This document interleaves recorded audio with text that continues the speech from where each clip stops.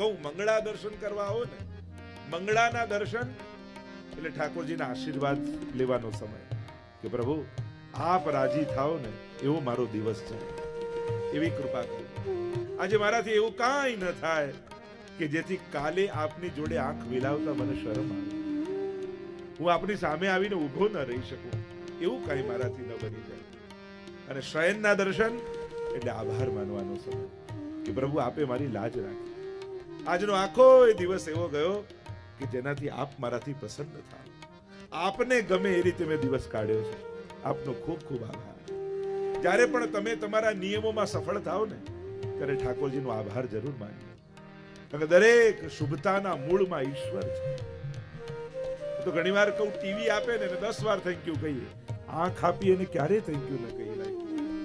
Car આપે ને 100 વાર થેન્ક યુ કહીએ, પણ જેને હાથ પગ આપ્યા એને ક્યારેય થેન્ક યુ નહીં કહેવાય. આટલો તો નિયમ લો, યુવાનોને કહીશ, રોજ ઠાકોરજી આગળ બે હાથ જોડીને એટલું કહો, થેન્ક યુ વેરી મચ પ્રભુ, આપે મને આવું સરસ દેહ આપ્યો, આવો સરસ પરિવાર આપ્યો, આવું સુંદર જીવન આપ્યું, જે જે ધાર્યું એ બધું આપે કરી આપ્યું. આપનો ખૂબ ખૂબ આભાર છે. આપણે એક માળા જ છે, આપણે એક પાઠ જ છે. ઈશ્વરનો આભાર જરૂર માનતા, કારણ કે જે આભાર નથી માનતો આપ્યું ત્યારે, તો લઈ લેશે તો કયા મોઢે જઈને ફરિયાદ કરશે. જ્યારે આપ્યું ત્યારે જેણે આભાર નથી માન્યો, તો લઈ લે ત્યારે ફરિયાદ કરવાનો અધિકાર પણ એનો રહેતો નથી. આભાર માનો, કોઈ માળા દ્વારા આભાર માને, કોઈ પાઠ દ્વારા આભાર માને, કઈ નહીં તો પ્રણામ કરો, વંદન કરો. પ્રણામો દુઃખ સમનસ્તમ નમામિ હરિ પરમ. ભાગવતજીના અંતિમ શ્લોકમાં ભગવાનને પ્રણામ કર્યા છે. વંદન પણ એક ભક્તિ છે. બીજું કાંઈ બહુ ન આવડતું હોય, બહુ સમય ન રહેતો હોય, એક નિયમ જરૂર બનાવો, ઘરનો એક ખૂણો જ્યાં ભગવાન બિરાજે છે. અને દરેકના ઘરમાં એક ખૂણો હોવો જોઈએ, દરેક માટે વ્યવસ્થા હોય. એવો જગ્યા જ્યાં રસોઈ ઘર હોય, દેખો તમને ભોજન યાદ આવે, બેડરૂમ જુઓ તમને સુવાનું યાદ આવે, ટીવી રૂમ જુઓ તો ટીવી જોવાનું યાદ આવે. તો ઘરમાં કોઈ એક ખૂણો એવો નહીં કે જ્યાં જતી વખતે ભગવાન યાદ આવે. કોઈ એવું સ્થાન નહીં આપણા ઘરમાં.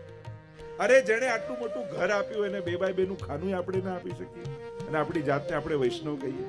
જે 2 ટંક પેટ ભરીને રોજ જમાડે છે એને કટોરી મિશ્રી પણ આપણે ન ધરી શકીએ, તો આપણી જાતને વૈષ્ણવ કેમ કહીએ? જે 24 કલાક દિવસમાં આપે છે એને 10 મિનિટ પણ ન ફાળી શકે.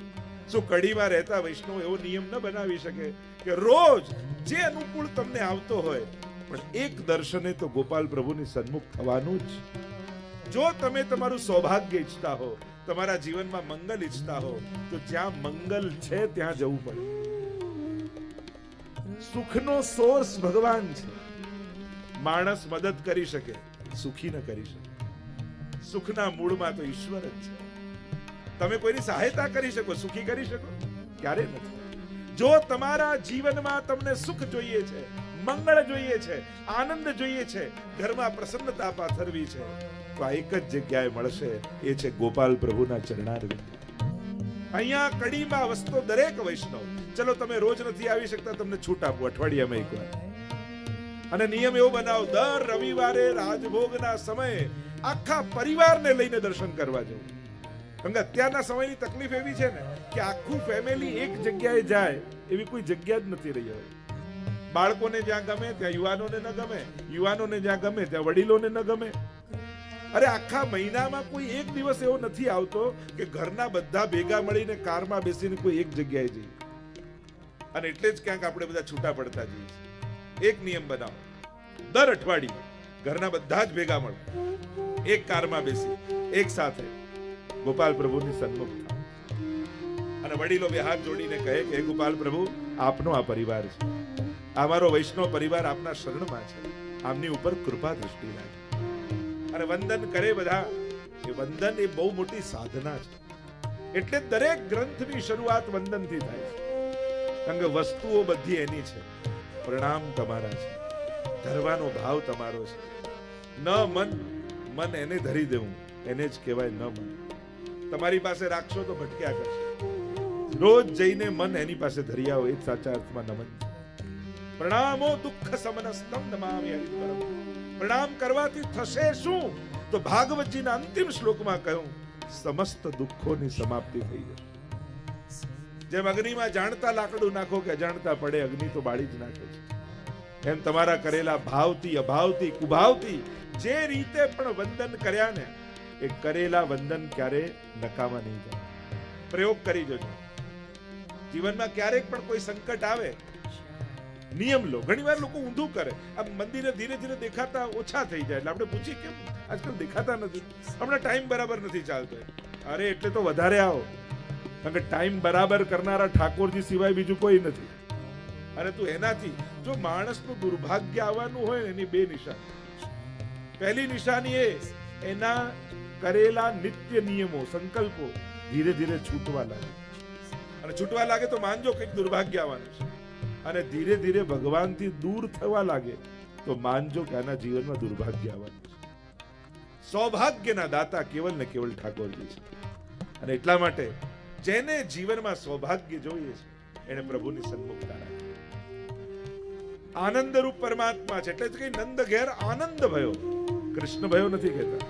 કારણ કે વેદમાં કૃષ્ણનું સ્વરૂપ આનંદ માત્ર કરપાદ મુખોદરા, જે સર્વાંગ આનંદમય છે એ જ ઈશ્વર છે. અને વેદનો બ્રહ્મ નંદ બાબાના ઘરે પ્રગટ થયો એટલે કહીએ નંદ ઘર આનંદ ભયો. પછી કહીએ જય કનૈયા લાલ કી, કે કયા નામે? તો કે કૃષ્ણ નામે. અને નંદ મહોત્સવનો એવો આનંદ થયો. આપણે ત્યાં તો પુષ્ટિ માર્ગમાં કહેવાય કે આ ત્રણ વસ્તુ જેણે નથી પામી એને વૈષ્ણવ બનીને પણ શું આનંદ પામ્યો. એક નંદ મહોત્સવનું દહીં, બીજું ડોલનો ગુલાલ, અને ત્રીજું અન્નકૂટની સખડી. આ ત્રણ જેણે નથી પામ્યા એને શું આનંદ કર્યા છે. આ ભક્તિ માર્ગ, આ પુષ્ટિ માર્ગ તો આનંદનો માર્ગ છે. જો બે પ્રકારની સાધના છે, એક છે ધ્યાન માર્ગ, બધું બંધ કરી, આંખ બંધ કરી અને બેસી જાઓ અને પરમાત્મામાં જ્યોતમાં મન લગાવો, એ પ્રકારની સાધના. પણ જ્યારે જ્યારે મન લગાવવાની કોશિશ કરો ને ત્યારે મન ભટકે છે. તમે ધ્યાન લગાવવાની કોશિશ કરશો ને, બેસશો તો મન ભટકવા લાગશે. અને સૌથી વધારે પૂછાતો પ્રશ્ન એ જ છે ને, સેવામાં બેસીએ ને અમારું મન ભટકે છે, પાઠ કરવા બેસીએ ને અમારું મન ભટકે છે. અચ્છા, નંદ મહોત્સવ માણતા માણતા ક્યારે મન ભટક્યું? હોરી ખેલ કરતા કરતા ક્યારે મન ભટક્યું? રાસ કરતા કરતા ક્યારે મન ભટક્યું? આનંદમાં હો છો ને ત્યારે ક્યારે મન ભટકતું નથી. એટલે પુષ્ટિ માર્ગ એ આનંદ માણતા માણતા ઈશ્વરમાં જોડાઈ જવાનો માર્ગ છે. ઉત્સવ કરતા કરતા, ઉત્સવ શબ્દની વ્યાખ્યા જ મહાપ્રભુજી કરે છે, ઉત્સવો નામ મનસઃ સર્વ વિસ્માર કાલાદ. મનમાં જાગેલો એવો આહલાદ જે સર્વ લૌકિકને વિસ્મૃતિ કરાવી દે, એ જ ઉત્સવ. જો નંદ મહોત્સવમાં મોટા મોટા કરોડપતિ લોકો હોય, મોટા મોટા ભણેલા ગણેલા લોકો હોય, તો અહીંયાથી ચોકલેટ ઉડાડો, પાઉચ ઉડાડો, મઠડી ઉડાડો, સાકરિયા ઉડાડો તો આમ પકડવા દોડે. આપણે એમ લાગે અરે આ સાકરિયા ઘરમાં નથી, અરે બધુંય છે. પણ નંદ મહોત્સવનો આનંદ મળી રહ્યો છે, પ્રભુનો પ્રસાદ મળી રહ્યો છે. અને એમાં જો યાદ રાખે ને હું આટલો મોટો, હું શેનો લેવા જાઉં, તો પછી રહી જાય. પ્રભુની આગળ પ્રભુ સિવાય બીજું કોઈ મોટું નથી. હંમેશા જ્યાં પણ કોઈ પણ ધર્મ સ્થાને જાઓ, ક્યારે પણ કોશિશ કરજો લૌકિક સામર્થ્યને બતાવી પ્રભુ આગળ પોતાનો અધિકાર જતાવવાની કોશિશ ન કરતા. ત્યાં તો આપણી દીનતા જ કામ લાગે છે. ભગવાન આગળ જે લૌકિક બતાવવા જાય ને, એ પોતાનું જ સૌથી મોટું નુકસાન કરી લે છે. પ્રભુ આગળ તો આપણી વૈષ્ણવતા જ કામ લાગે છે, આપણી દીનતા જ કામ લાગે છે. અરે અહીંયાના રૂપિયા અમેરિકામાં નથી ચાલતા, અમેરિકાના ચંદ્ર પર નથી ચાલતા, તો ભગવાન આગળ શું ચાલવાનું? ત્યાં તો આપણો ભાવ જ ચાલે છે. અને એટલા માટે જ્યારે પ્રભુ પાસે જાઓ ત્યારે બે વસ્તુ ક્યારે ઠાકોરજીને યાદ ન અપાવતા. એક, આપણે કરેલા સત્કર્મો ક્યારે પણ પ્રભુને યાદ નહીં અપાવે. પ્રભુ મેં તો આટલી સેવા કરીને, આટલી માળા કરીને, આમ કર્યું, તોય તમે આમ કર્યું ઠાકોરજી, કે મેં તને કહ્યું તું કર, આ તો તે જ કર્યું તું. પ્રભુ તો અગ્નિ જેવા છે, પુણ્યો ગણાવશો ને તો અગ્નિમાં પુણ્યો સમાપ્ત થઈ જશે, પાપ ગણાવશો તો પાપ ખતમ થઈ જશે. અને બીજું, પ્રભુ આગળ જઈને ક્યારે પણ પોતાની કરેલી ભક્તિ, પોતાની કરેલી સેવા ઠાકોરજીને યાદ નહીં અપાવી. કારણ સેવા એ આપણો ભગવાન પર ઉપકાર નથી, પ્રભુએ આપણને આપેલી એક તક છે. તમે કોઈ વ્યવસ્થા કરો, તમે કોઈ મંદિરમાં સજાવટ કરો, તમે કોઈ બુહારી કરો, તમે કંઈ મંદિરમાં સેવા કરો, ત્યારે તમને એવું ફીલ આવે આ તો હું છું એટલે ચાલે, અને મેં આટલું કર્યું, બધા યાદ રાખવું જોઈએ કે હું આટલી સેવા કરું છું. અરે ના, હંમેશા સેવા કરતા કરતા ઠાકોરજીનો આભાર માનતા રહેવું. પ્રભુ આપે હાથ તો હજારોને આપ્યા છે, પણ સેવા માટેની બુહારી મારા હાથમાં આપી છે. આ તમારો મારા પર ઉપકાર છે. તમે આંખ તો બધાને આપી છે, પણ મારી આંખને દર્શન આપ્યા છે. આ તમારો મારા પર ઉપકાર છે. તમે તો કોઈની પાસે પણ કરાવી શકત, પણ તમારું કાર્ય કરવા માટે તમે મારા ખિસ્સામાં હાથ નાખ્યો. આ તમારો મારા પર ઉપકાર છે. પ્રભુ જ્યારે સેવા કરવાની તકો આપે છે ને, તો એ પ્રભુનો આપણા પર ઉપકાર હોય છે, આપણો ભગવાન પર નહીં. કારણ કે પ્રભુ તો કોઈની પાસે પણ કરાવી શકે છે, પણ પ્રભુએ આપણી પસંદગી કરી, એ પ્રભુનો આપણા પર ઉપકાર. એટલે જ્યારે પણ કોઈ પણ પ્રકારની સેવા, એમાં પછી લોકો સેવામાં ગોતી લે, આ તો મોટી સેવા, ના નાની સેવા, ના ભીતરની સેવા, ના બહારની સેવા. સેવા એ સેવા જ છે, એને કોઈ વિશેષણની જરૂર નથી કે નાની મોટી, અંદરની બહારની ભીતરની. અને જે લોકો આ વિશેષણ લગાડે છે ને, એવા સેવા શબ્દને નાનો કરી નાખે છે, એને પાછળ કરી નાખે છે. કારણ કે આગળ કોઈ શબ્દ લગાડો એટલે મૂળ શબ્દ પાછળ જતો રહે ને. તમે સેવાને પાછળ કરી દીધું. અરે જે પણ મળે, સેવા એ સેવા છે. સેવા નાની મોટી હોતી નથી. સેવા કરનારો એ નાની સેવાને પણ મોટી બનાવી દેતો હોય છે. અરે બુહારી કરવા મળી તો બુહારી એટલા પ્રેમથી કરો કે લોકો ચોખ્ખાઈ જોઈને પૂછે કે આ બુહારી કાઢી કોને. તમારી સેવા જોઈને લોકો સેવકને શોધે. તમારી સેવા એ સેવાના સ્વરૂપને મોટું કરી નાખે, એ રીતે સેવા કરો. તો આ કૃષ્ણ ચરિત્ર એ તો ઉત્સવનો માર્ગ છે. કૃષ્ણની ભક્તિ આનંદનો માર્ગ છે. અહીંયા ઉદાસીનતા છે જ નહીં. અહીંયા તો નિત્ય નવીન ઉત્સવ છે. અને ઉત્સવ કરતા કરતા મનુષ્ય પોતાના સમગ્ર લૌકિકની વિસ્મૃતિ કરાવી અને ભગવાનમાં આસક્તિ પ્રગટાવી લે. એ જ તો દસમ સ્કંદની નિરોધ લીલા છે. દશવિધ લીલાઓ ભાગવતમાં છે. અત્ર સર્ગો વિસર્ગશ્ચ સ્થાનમ પોષણમૂતય મનવંતરેશાનો કથા નિરોધો મુક્તિરાશ્રય. સર્ગ લીલાથી તૃતીય સ્કંદની કથા શરૂ થાય અને આશ્રય લીલા 12મા સ્કંદમાં સમાપ્ત થાય. અને ક્રમ પ્રમાણે દશમ સ્કંદ એ નિરોધ લીલા. અને એની વ્યાખ્યા મહાપ્રભુજીએ કરી, પ્રપંચ વિસ્મૃતિ પૂર્વક ભગવદ આસક્તિ નિરોધ. દશમ સ્કંદની લીલામાં ભગવાન કરશે શું? આ કૃષ્ણ ચરિત્રનું પ્રયોજન શું? આ બધું કરવાનું કારણ શું? તો મહાપ્રભુજી કહે છે એક જ કારણ છે. ભગવાન વ્રજ ભક્તોની લૌકિક આસક્તિઓ સમાપ્ત કરી દેશે અને સ્વયંમાં અનન્ય આસક્તિ પ્રગટાવશે. 3 કાર્ય ઠાકોરજી ચરિત્રમાં કર્યા દશમ સ્કંદમાં. 1, દેવોનું દમન કર્યું, અસુરોનું મર્દન કર્યું અને ભક્તોનો નિરોધ કર્યો. આ 3 દશમ સ્કંદના મુખ્ય કાર્યો પ્રભુના. દેવ દમન કર્યું, જે દેવો પોતાને ભગવાન માનવા લાગ્યા હતા, બ્રહ્મા, ઇન્દ્ર આદિ દેવો, દમન કરીને બતાવ્યું કે તમે દેવતા સ્થાને છો અને હું તમને સામર્થ્ય આપું છું. અસુરોનું મર્દન કર્યું. આ જે અસુરો આવશે એ અસુરો કોઈ વ્યક્તિઓ નથી, આ ભક્તોની ભીતર રહેલી વૃત્તિઓના નામ છે. એટલે કહ્યું દેહાધ્યાસ, પ્રાણાધ્યાસ, ઇન્દ્રિયાધ્યાસ, અંતઃકરણાધ્યાસ. 5 પ્રકારના અધ્યાસ કયા. એ ધેનુકાસુર હોય, કાલિય નાગ હોય, તૃણાવર્ત હોય. આ જુદા જુદા અસુરો માણસની અંદર રહેલી જુદી જુદી વૃત્તિઓ છે. અને ભગવાન જ માણસની વૃત્તિઓથી એને મુક્ત કરી શકે છે. અમુક વસ્તુ માણસ જાતે નથી કરી શકતો. તમે નક્કી કરો ને કે હું મારો સ્વભાવ સુધારું, ખરેખર આપણા હાથમાં છે જ નહીં. કારણ કે જે વસ્તુને તમને એમ થાય હું ક્રોધને કાઢી નાખું, અને ક્રોધને કાઢવા માટે ક્રોધનો વિચાર કરો તો ક્રોધ જશે કઈ રીતે? ક્રોધને તો તમે યાદ કરી રહ્યા છો. એકે કહ્યું મેં ગુસ્સો કરવાનું છોડી દીધું. મિત્રે કહ્યું ખરેખર છોડી દીધું? હા છોડી દીધું. સાચે છોડી દીધું? હા છોડી દીધું. તું સાચું કે? હા ભાઈ છોડી દીધું કહ્યું ને. બસ આ માણસનો સ્વભાવ. આ તો કોઈ ગુરુની કૃપા થાય, કોઈ ભગવદીઓનો સંગ મળે તો જ સ્વભાવ પર વિજય થાય. બાકી બહુ કઠિન છે. છેલ્લી ઘડીએ માણસનો સ્વભાવ એને નડી જતો હોય. પણ પુષ્ટિ માર્ગમાં વિચિત્રતા જુઓ. અહીંયા ભગવાન ભક્તોને સુધારવાની કોશિશ નહીં કરે. અહીંયા ભગવાન ભક્તોની આસક્તિ એમનામાં લાગે એટલા માટે ભક્તો જેવા એમનું મન લાગે એવી લીલા કરશે. સુબોધનીમાં મહાપ્રભુજી આજ્ઞા કરે છે, સ્વભાવસન્યથા ભાવો ન વૈ શક્ય કથમચન અતસ્ત્રિવિધ જીવેશુ ત્રિવિધા ભગવત કૃતિ. જીવ એનો સ્વભાવ બદલી શકતો નથી. અને 4 પ્રકારના ભક્તો છે: તામસ, રાજસ, સાત્વિક અને નિર્ગુણ. હવે એ ભક્તોનો ભગવાને પોતાનામાં નિરોધ કરવો છે, તો ભગવાન ભક્તોને બદલવાની મહેનત નહીં કરે, પણ ભક્તોની પ્રકૃતિને અનુકૂળ લીલા કરશે. ભગવાન પોતે તામસ લીલા કરશે, એટલે તામસ ભક્તોને જોઈને એમ થશે, આ તો અમારા જેવો ભગવાન છે, એટલે ભગવાનમાં પ્રેમ જાગી જશે. ભગવાન પોતે રાજસ લીલા કરશે, એટલે રાજસ ભક્તોને એમ થશે, આ તો અમારા જેવો ઠાકોરજી છે, એટલે એના ચિત્તની વૃત્તિ લાગી જશે. એટલે અહીંયા પ્રભુ ભક્તોને અનુકૂળ થઈ અને ભગવત લીલા કરી ભક્તોનો પોતાનામાં નિરોધ સિદ્ધ કરશે. આ જ પ્રભુની વિશેષતા છે. અહીંયા પ્રભુ ભક્તોને અનુકૂળ. આપણે 84-252 ની વાર્તા જુઓ. 252 ની વાર્તામાં જોશો તો કઈ બધા બહુ ભગવદીઓ જ નહોતા. કોઈ ચોર હતો, કોઈ લોભી હતો, કોઈ કંજૂસ હતો, કોઈ કામી હતો, કોઈ ક્રોધી હતો. કેવા જુદા જુદા ભક્તોની કથા આવે છે. પેલા વણિકની કથા આવે છે ને કે એટલો બધો કંજૂસ.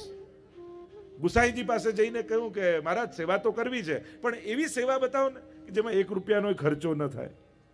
અને ગુસાઈજી તો કૃપા કરીને માનસી સેવાનું દાન આપી દીધું. જા તું માનસી સેવા કર. સ્વભાવ એટલો કંજૂસ ને કે સેવામાં પણ છેલ્લે સ્વભાવ નડી જાય. અને દૂધ ગરમ કરતા કરતા ખાંડ પધરાવતો હતો. હવે નથી દૂધ, નથી ચૂલો, નથી ખાંડ, માનસી જ છે.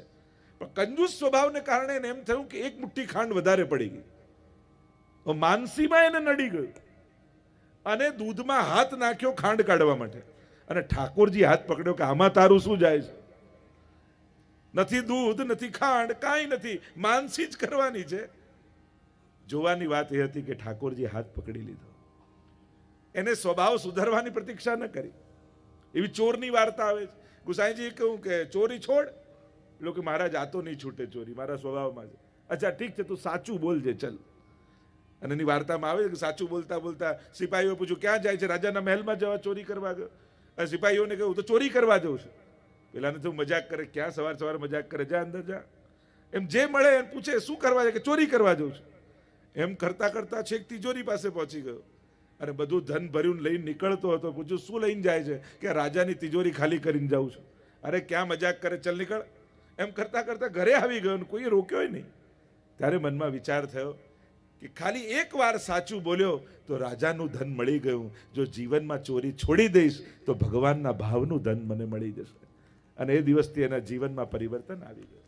એવા અનેક કથાઓ 252 છે. કહેવાનો મારો અર્થ સંક્ષિપ્તમાં, ભગવાન ભક્તને નહીં બદલે, પણ ભગવાન ભક્તોને અનુકૂળ થઈ એના ચિત્તનો નિરોધ કરશે. આ ભગવાનનું ચરિત્ર છે. અને કૃષ્ણ ચરિત્રમાં પ્રવેશતા પહેલા આ 3 સિદ્ધાંતો સમજી લેવાના, તો જ કૃષ્ણ ચરિત્રને પૂરો ન્યાય આપી શકાય. લોકો જુદી જુદી રીતે કૃષ્ણને મૂલવવાની કોશિશ કરે. કોઈ મોટિવેશન તરીકે જુએ, કોઈ કલાનિધિ તરીકે, જુદી જુદી રીતે કૃષ્ણને અનેક પ્રકારથી લોકો મૂલવે. પણ એક વાત ભૂલી નહીં જવું, કૃષ્ણસ્તુ ભગવાન સ્વયં. એ ભગવાન છે. ભાગવતજી પહેલો સિદ્ધાંત આપ્યો, જ્યાં સુધી ભગવત બુદ્ધિ નહીં થાય ને ત્યાં સુધી કૃષ્ણના ચરિત્રને પૂરો ન્યાય નહીં આપી શકો. કોઈ કે આ માનવને, મહામાનવને, ભાગવતમાં ભગવાન તરીકે કૃષ્ણને ચરિત્ર છે. સૌથી પહેલા એ બુદ્ધિ દ્રઢ થવી જોઈએ. અને 3 વાત યાદ રાખો. સૌથી પહેલી બાબત, પ્રભુની લીલાઓ નિત્ય છે, ભગવાન નિત્ય છે, ભગવાનનું નામ નિત્ય છે. નિત્ય એટલે ઇટરનલ, શાશ્વત છે. નહીં તો આપણને એમ થાય આટલા હજારો વર્ષ પહેલા કૃષ્ણ થયા, આજે એનો અનુભવ ક્યાંથી થઈ શકે? તો કે હતા નહીં, આજે છે. એ તો અખંડ છે, એ તો શાશ્વત છે, એટલે જ એ ઈશ્વર છે. જે ત્રિકાલા બાધિત હોય એ જ સત્ય કહેવાય ને. સત્યમ પરમ ધીમહિ. ભાગવતની શરૂઆત જ એનાથી થઈ છે. પરમ સત્યનું ધ્યાન કરીએ છીએ. એટલે સૌથી પહેલી વાત, એ શાશ્વત છે, ઇટરનલ છે. એટલે વ્રજભૂમિ, વ્રજમંડળમાં તમે જાઓ છો ને, એ કોઈ ઐતિહાસિક જગ્યા નથી, એ ઐતિહાસિક સ્થળ નથી, એ લીલા સ્થળી છે. ઐતિહાસિક સ્થળ અને લીલા સ્થળીમાં શું ફરક છે? જ્યાં બધું ઘટી ગયું હોય એ ઐતિહાસિક સ્થળ, અને જ્યાં ઘટી રહ્યું હોય એ લીલા સ્થળ. જ્યાં આજે પણ જે સ્થળમાં પ્રભુએ જે જે લીલાઓ કરી છે એ આજે પણ થઈ રહી છે. એટલે જ્યારે પણ વ્રજમાં જાઓ તો વ્રજમાં ભૂતકાળ નથી, ત્યાં સદાય વર્તમાન કાળ છે. બીજી વાત, તમે જે કૃષ્ણની લીલા શ્રવણ કરવા જઈ રહ્યા છો એ કૃષ્ણમાં વિરુદ્ધ ધર્માશ્રયિતોનો ધર્મ બિરાજમાન છે. વિરુદ્ધ ધર્માશ્રયિતા એટલે કે એક જ ક્ષણે બે વિરોધી ધર્મો બિરાજમાન છે. પ્રભુ બાલક છે, એ જ ક્ષણે એ કિશોર પણ છે. પ્રભુ અબળ છે, નિર્બલ છે, એ જ ક્ષણે સર્વસમર્થ પણ છે. અને પ્રસંગોમાં તમે જુઓ, એ ઘૂંટણીએ ચાલતા ચાલતા ઉમરો ઓળંગવા ગયા, નંદાલયનો ઓળંગી ન શક્યા. અને સુરદાસજીએ ગાયું, વો બલ કહાં ગયો જો હિરણાક્ષ માર્યો. અરે એ બળ ક્યાં ગયું છે? હિરણાક્ષને માર્યો ને એક ઉમરો નથી ઓળંગી શકતા. એ જ ઠાકોરજી ટચલી આંગળીમાં ગિરિરાજજીને ધારણ કરે છે. આ વિરુદ્ધ ધર્માશ્રયિતા. તમે જેટલી પણ પીછવાઈ જુઓ, ઠાકોરજીની પાછળ આવે, ક્યાંય બાલકૃષ્ણ દેખાય? બધે જ મોટા કૃષ્ણ દેખાય. આપણે કે આવા મોટા વ્રજમાં થયા ક્યારે? 11 વર્ષના 52 દિવસ તો બિરાજ્યા.